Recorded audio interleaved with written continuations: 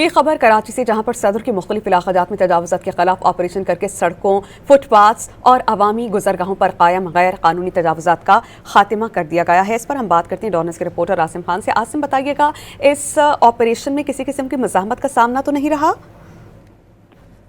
یہ صدر کے مختلف علاقوں میں تجاوزات کے خلاف آپریشن جاری ہے۔ اسپیشل سیکرٹری ایڈمنسٹریشن عاصم اور ڈپٹی کمشنر ساؤتھ کی ہدایت پر یہ کارروائیاں کی جا رہی ہیں۔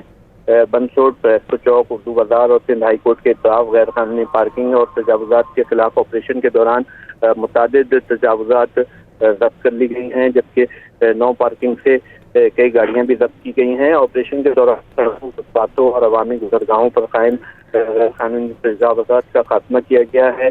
غیر قانونی پارکنگ پوائنٹس کو بھی مکمل طور پر ختم کر دیا گیا ہے، جبکہ اسپیشل سیکرٹری عاصم کا کہنا ہے کہ کارروائیاں جو ہے روزانہ کی بنیاد پر جاری رہیں۔ بہت شکریہ، آپ ہمیں اپڈیٹ کر رہے تھے عاصم۔